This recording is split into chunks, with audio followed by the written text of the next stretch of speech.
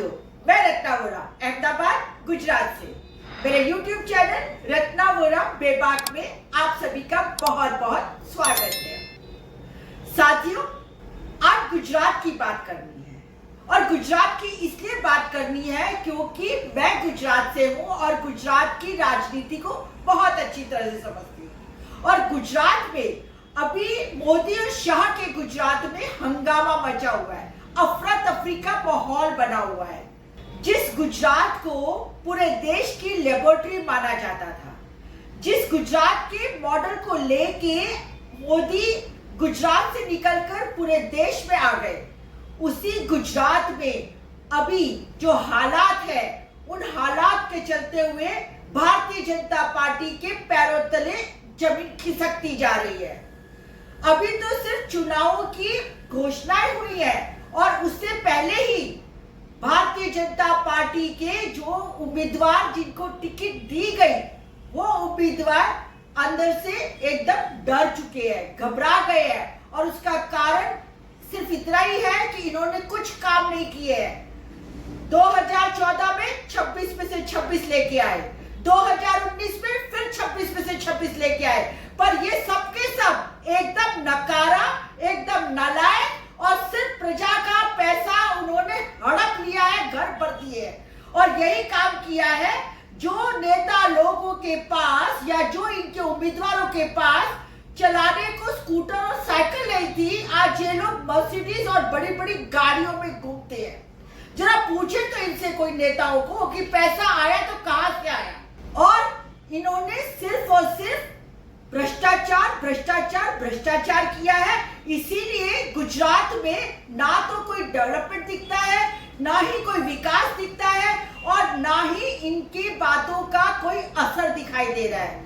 और अब गुजरात एकदम समझ चुका है और इस वजह से जो भारतीय जनता पार्टी के उम्मीदवार हैं, उनको पता चल गया है कि इस बार उनकी दाल नहीं गलने वाली है। तो साथियों, जो मैंने कहा कि गुजरात में हंगामा मचा हुआ है, अफरा तफरी का माहौल बना हुआ है, तो उसके पीछे का कारण अब मैं आपको बताती हूँ।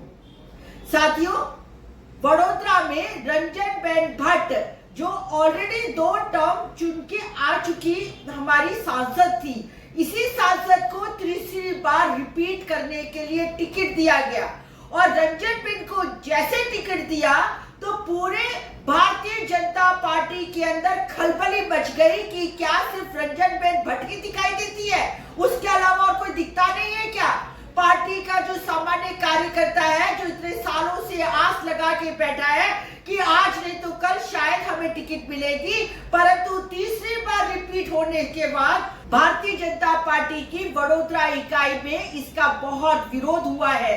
और साथ ही साथ जो वडोदरा की जनता है, वडोदरा की जनता ने भी रंजनबेन भट्ट को अस्वीकार कर दिया है। जगह जगह विरोध खड़े हो रहे हैं और सभी सोसाइटियों में उनके विरुद्ध में पहले से ही पोस्टर लग गए थे कि चाहे कुछ भी हो, इस बार सांसद की, भारतीय जनता पार्टी के सांसद की नो एंट्री। और इस विरोध के माहौल को देखते हुए अंततः भारतीय जनता पार्टी को रंजनबेन भट्ट का टिकट बदलने की नौबत आ गई और फिर उनसे कहा गया कि नहीं जी, मैं खुद ही नहीं लड़ना चाहती हूँ, कुछ मेरे अंगत कारण है, कुछ मेरे पर्सनल रीजन है। वो रंजनबेन भट्ट जो टिकट लेके फूलहार पहन के लोकसभा के चुनाव में उतरने को तीसरी बार तैयार थी, उसी रंजन भट्ट ने कह दिया कि अब मुझे नहीं लड़ना है। अरे भाई, लड़ोगे कैसे? कुछ काम किया हो, प्रजा के बीच में गए हो, प्रजा के प्रश्नों का कुछ हल निकाला हो, तब तो तुम लड़ो ना। बार बार सिर्फ कमल के नाम पर अब आप नहीं तैरने वाले हो, क्योंकि अब कमल भी मुरझाने लगा है और हर एक फूल की एक उम्र होती है। तो फूल मतलब कमल का फूल अब उसके मुरझाने का समय आ गया है। इसीलिए रंजनबेन भट्ट को बदलने की नौबत गुजरात में आ गई है। अब दूसरे उम्मीदवार की बात करूं तो दूसरे उम्मीदवार है भीखाजी ठाकुर।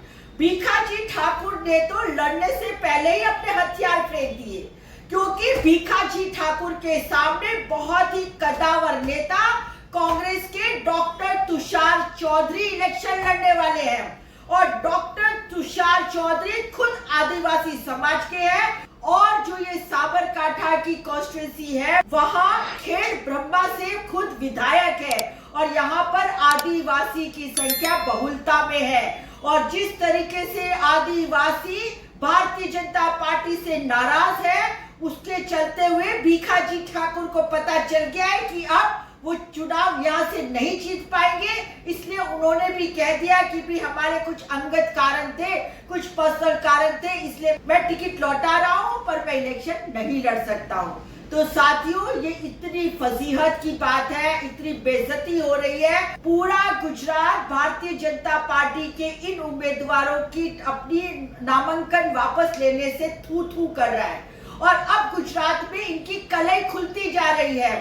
आखिर काठ की हांडी बार बार नहीं चढ़ती है और जिस तरीके से राहुल गांधी जी की भारत जोड़ो यात्रा और भारत जोड़ो न्याय यात्रा में लोगों का प्रतिसाद मिला है, लोग उनके साथ जुड़े हैं, उससे कांग्रेस और इंडिया गठबंधन को एक नवजीवन मिला है, एक नवचेतना मिली है। और अभी जो शक्ति सिंह गोहिल जी ने अब गुजरात के अंदर अपनी कमान संभाली है प्रमुख के तौर पर और उन्होंने जिस तरीके से गुजरात के उम्मीदवारों को टिकट दी है या दिलवाई है, उससे एक बात स्पष्ट हो गई है कि बहुत सोच समझकर, बहुत ही चतुरता से कांग्रेस ने अपने उम्मीदवारों को टिकट दी है।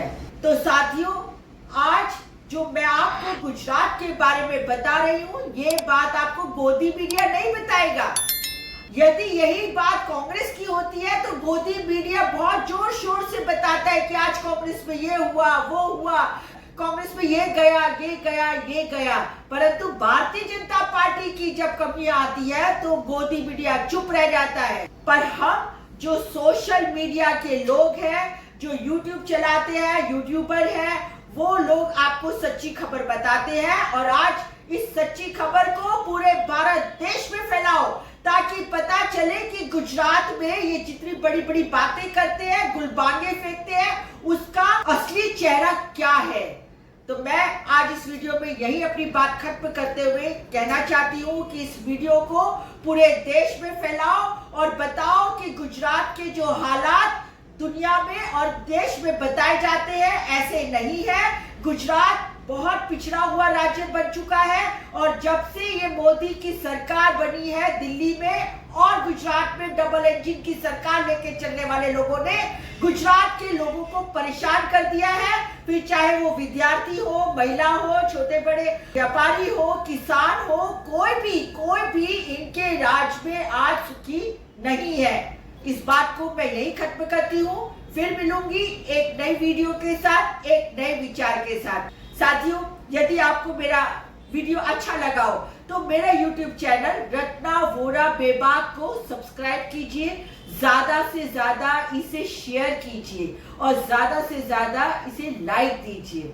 साथ ही आप मुझे फेसबुक, इंस्टा और एक्स पर भी फॉलो कर सकते हैं। असली और सही गुजरात की खबर हिंदी में जानने के लिए रत्ना वोरा बेबाक आपके बीच में बार बार आती रहेगी। नमस्कार।